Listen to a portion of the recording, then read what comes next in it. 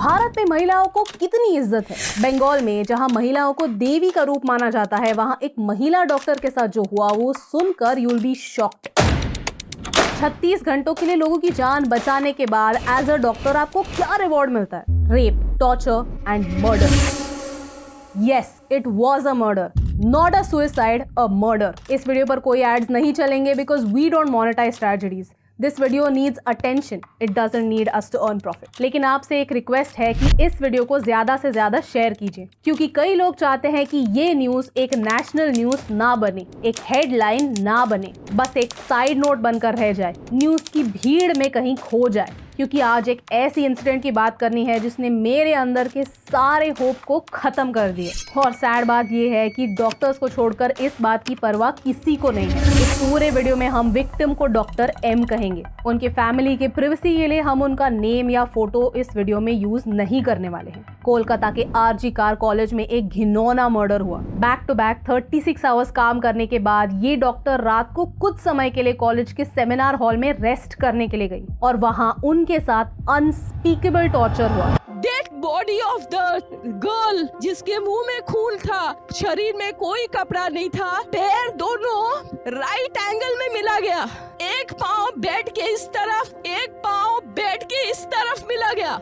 जब तक pelvic girdle नहीं टूटता है, इस तरह दो पाँव को नहीं चीरा जा सकता है। चश्मे को कूटा गया, जिसके वजह से आंखों से खून निकल गया।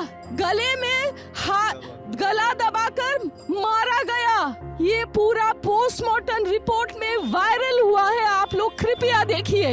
I promise you that not a grain of the words I utter today is a lie. Bleeding from her eyes, bleeding from her mouth, bleeding from her vagina, injury all over her body, fractures. ये सरासर एक murder है। Social media पर धीरे धीरे details बाहर आ रही हैं। You know the worst part, torture की डिटेल्स बरी करने की कोशिश की। डॉक्टर एम के पेरेंट्स को झूठ कहा गया कि ये मर्डर नहीं, एक सुसाइड था। केस बंद करने की हर वो कोशिश की गई जो की जा सकती है। Evidence was destroyed. In fact Twitter पर कुछ लोग कह रहे हैं कि उस कॉलेज में सेमिनार हॉल के ऑपोजिट रेनोवेशन शुरू हो चुके हैं ताकि कोई एविडेंस बच ही ना पाए। पुलिस इन्वेस्टिगेशन तक कॉम्प्रोमाइज हो चुकी है। डॉक्टर एम के मेंटल स्टेट पर सवाल उठाए गए। अरेस्ट की बात तो तब हुई जब प्रोटेस्ट की वजह से इस इश्यू को मीडिया अटेंशन मिला, लेकिन एक डीले की वजह से इन्वेस्टिगेशन सीरियसली कॉम्प्रोमाइज हो सकता है। Evidence can be destroyed. Bengal CM Mamata Banerjee ने पुलिस को एक वार्निंग दी कि अगर संडे तक कुछ प्रोग्रेस नहीं हुआ तो केस सीबीआई को ट्रांसफर कर दी जाएगी। ऐसा माना जाता है कि सस्पेक्ट के पॉलिटिकल कनेक्शंस थे।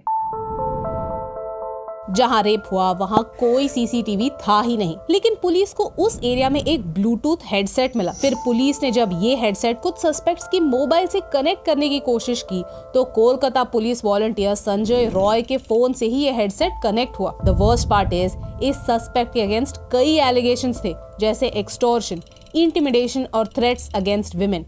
उसने 2022 में अपनी प्रेग्नेंट वाइफ पर भी असॉल्ट किया था और कुछ हफ्तों पहले एक फीमेल डॉक्टर के साथ छेड़खानी भी की थी। फिर भी वो इतनी रात गए कॉलेज में क्या कर रहा था? ये मर्डर कंप्लीटली प्रिवेंटेबल होता अगर कॉलेज और पुलिस दोनों बैकग्राउंड चेक करते, स्टूडेंट्स की लाइफ की थोड़ी कदर करते।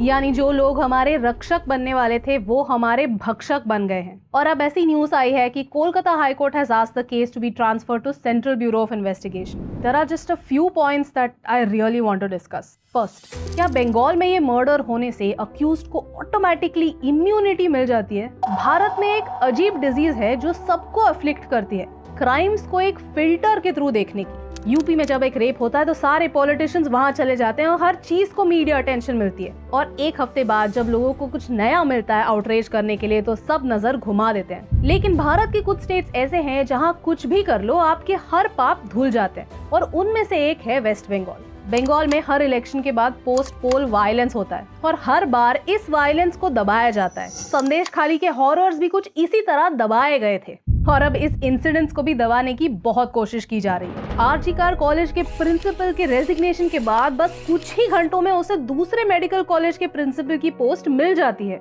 What does that tell you? Bengal is that dumpster fire that will keep burning and you'll keep hearing cries of the innocent, but you'll ignore it because the color of the fire is not a color that you like.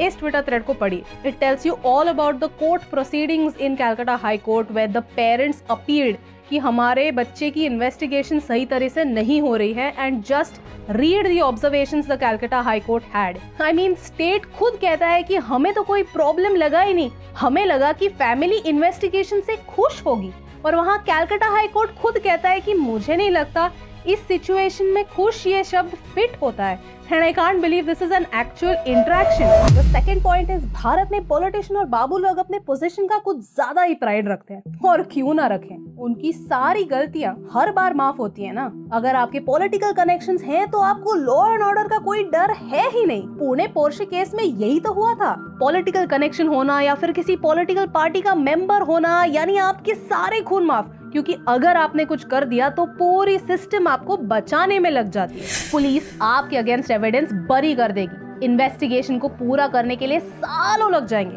Court में 50 सालों के लिए case चलती रहेगी. Ultimately कुछ नहीं होगा और कुछ नहीं बदलेगा. And that's the real shame. At least social media की वजह से ये सारे केसेस बाहर तो आते हैं, लेकिन अल्टीमेटली वो भी भूले जाते हैं, क्योंकि इतने बड़े देश में हर दिन कुछ ना कुछ तो होता ही रहता है. लोग एक ट्रेजेडी से दूसरे ट्रेजेडी तक मूव ऑन कर जाते हैं. The people who have power should be fearful. They should be scared of the law and they should be equal in front of the law. Until this happens, nothing is going to change.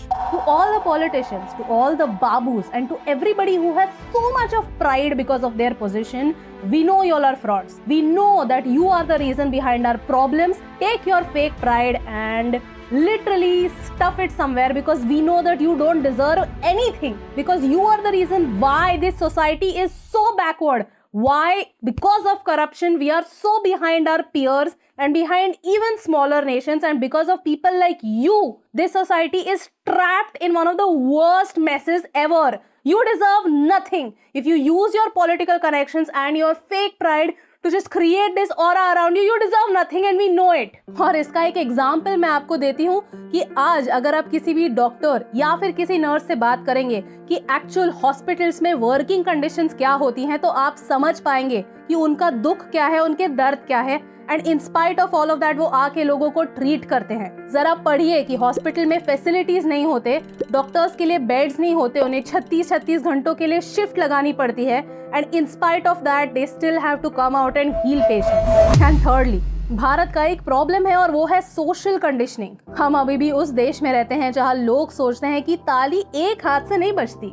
Even while creating content online I get disgusting comments about my appearance, और हर बार ऐसे comments करने वाले लोग मर्द ही होते हैं. क्यों? हाँ, आपको मेरे डार्क सर्कल से कितना प्रॉब्लम क्यों है? हमारे लुक्स पे, हमारे थॉट्स पे, हमारे एग्जिस्टेंस पे विशेष टिप्पणी देने वाले लोग क्यों हैं? Anyone who thinks that we don't have an attitude problem towards women in India is just kidding themselves. ये सच नहीं है. I know that there are good men. I know that there are supportive men. लेकिन हर एक supportive मर्द के लिए 100 ऐसे toxic मर्द होते हैं जो ऑनलाइन आके उनका सारा बैगेज हमारे पे अनलोड कर देते हैं. और ये सच है, ये आप डिनाई नहीं कर सकते. I am a working woman and every day I have to face the question, why are you not having kids? Other people are having kids, other creators are having kids. It's not a race, but we still have to face it. हमारे देश में इस mentality का problem है. I am a chartered accountant, I am a ranker, I run a business with my husband. लेकिन ये सब भूलकर मुझे हमेशा मेरे अपीयरेंस तक नीचे गिराया जाता है, नीचा दिखाया जाता है. एंड यू मे फील कि इन सारी बातों का इस इंसिडेंट से क्या कनेक्शन है. You may think that rape is a sexual act, but no, rape is a power act to show the woman her place. क्योंकि आज भी समाज में ऐसे लोग हैं जो उनकी पावर हमारे ऊपर थोपते हैं. Respect zero, ego hero. जब तक ये करेक्ट नहीं होगा तब तक कुछ नहीं बदलेगा. बदलना है तो भारत के मर्दों को अपनी नजर और अपनी सोच को बदलना ही होगा. As a country, we need to think if a man needs to rape a woman, to torture a woman to feel powerful in his life, so how much psychological help do we all really need? India is 50% women. और अगर हम चाहते हैं कि हम develop हो तो हमें टैलेंटेड महिलाओं की जरूरत है. ऐसी महिलाएं जो घर की लक्ष्मी बने, जो घर की 4 दीवारों में कैद ना रहे, बाहर निकले, बेखौफ होकर निकले. जब तक महिलाएं सेफ नहीं है तब तक आधा भारत सेफ नहीं है. इन दी एंड मेरी आपसे एक ही रिक्वेस्ट है, इस इंसिडेंट्स को मरने मत दीजिए, इस मैसेज को स्प्रेड कीजिए, इस वीडियो को डाउनलोड कीजिए और उसे व्हाट्सएप, फेसबुक, इंस्टाग्राम, ट्विटर जहां शेयर करना है शेयर कीजिए। क्योंकि एक महिला को देवी बनाना दूर की बात, अगर हम उसे एक इंसान जैसे ट्रीट कर पाए तो ये भी बहुत बड़ी जीत होगी। और शुरुआत आपसे और आपके घर से होने की सख्त जरूरत है, क्योंकि एक के करने से क्या फर्क पड़ता है, लेकिन एक एक के करने से बहुत फर्क पड़ता है। और इन दोनों लाइंस में सिर्फ एक का फर्क है, and that's the reason why फर्क पड़ता है।